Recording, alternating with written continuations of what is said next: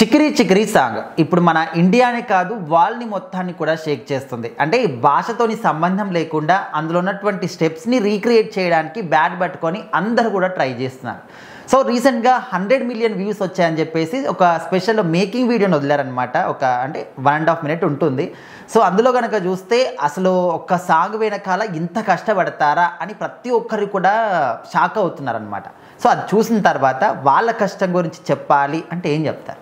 So ఖచ్చితంగా మనం చూసే సాంగ్స్ వెనకైనా, సినిమాలో ఫైట్లు వెనకైనా, సీన్లు వెనకైనా చాలా కష్టాలు ఉంటాయి. అవన్నీ ఎవరు చెప్పుకోరు అనమాట. మేకింగ్ వీడియోస్లో కొన్ని బయటపడతాయి, కొన్ని బయటపడవు. సో ఇక్కడ చికిరి చికిరి సాంగ్ని ఫస్ట్ ప్రోమో రాగానే కొంతమంది ట్రాల్స్ చేశారు. తర్వాత దేశవ్యాప్తంగా కాదు ప్రపంచవ్యాప్తంగా షేక్ అయిపోతుంది అనమాట. స్టెప్స్ అందరూ వేస్తున్నారు. అంటే మిలిటరీ వాళ్ళని కాదు, పోలీసులని కాదు, పని చేసుకునే వాళ్ళు కాదు, ఎక్కడ టాప్ క్లాస్ నుంచి లో క్లాస్ దాకా అందరికీ ఎక్కేసింది సాంగ్. సో హిందీ వాళ్ళు కూడా వాళ్ళు ఓన్ చేసుకుని హిందీ లాంగ్వేజ్లో వాళ్ళు వేస్తున్నారు. సో ఇంత మంచి రెస్పాన్స్ అసలు ఎక్స్పెక్ట్ చేయలేదన్నమాట ఎవరు కూడా. సో బుచ్చిబాబు గారిలో ఉన్న టాలెంట్ ఏంటంటే ఆయన సినిమాని అలా మెల్లగా నరనరలోకి ఎక్కిస్తున్నారు, స్లో పాయిజన్ లాగా. సో ఈ సినిమా నుంచి వచ్చిన గ్లింప్స్ కానీ అదిరిపోయింది. ఏది వచ్చినా కూడా ప్రతి బాల్ 6 అన్నట్టుగా కొడుతున్నారు. సో చికిరి సాంగ్ అదిరిపోయింది. ఇంకా నెక్స్ట్ వచ్చే సాంగ్స్ ఇంకా బీభత్సంగా ఉంటాయంట. సో ఏఆర్ రెహమాన్ గారిని అయితే మళ్ళీ కంబ్యాక్ తీసుకొచ్చి మళ్ళీ పిండి వాడుకుంటున్నారని చెప్పొచ్చు ఆయన్ని. సో ఇంకా అది బుచ్చిబాబు గారి వర్కింగ్ స్టైల్ మాత్రం అందరికి నచ్చింది. ఉప్పెనతో మరి నేషనల్ అవార్డు కొట్టిన డైరెక్టర్ ఆయన.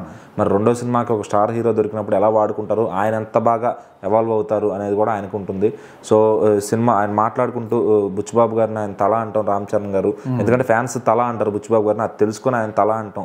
ఇటు బుచ్చిబాబు గారు కూడా సార్ నేను మీతో చిరంజీవి ఇదే చిరుత సినిమా సాంగ్స్ చూశాను సార్, అప్పటి నుంచి మీకు అభిమాని, ఆ సాంగ్స్ 2-3 సార్లు వేయించుకునే వాళ్ళం, ఆటోలో వినేవాళ్ళం, ఆ విధంగా చెప్పి తర్వాత మీతో ఇప్పుడు సాంగ్ డైరెక్ట్ చేస్తున్నాను, సో నాకు చాలా గర్వంగా ఉంది అని చెప్పి, అలాగే అవకాశం ఇచ్చినందుకు థ్యాంక్ యూ అని కూడా ఆయన చెప్పారనమాట.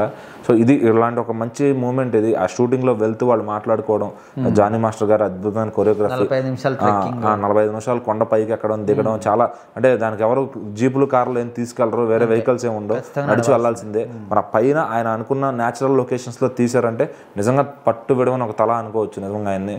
సో ఇంకా ఆయన చెప్పడానికి ఏం లేదు, అప్రిషియేషన్. ఫ్యాన్స్ అందరూ కూడా ఆయన ఫ్యాన్స్ అయిపోయారు ఆల్రెడీ, బుచ్చిబాబు గారు, రామ్ చరణ్ గారు ఫ్యాన్స్ అందరూ కూడా. సో నార్మల్ ఆడియన్స్ కూడా ఇంకా బుచ్చిబాబు గారిని ఇష్టపడతారు ఆబ్వియస్లీ సినిమా బాగుంటే.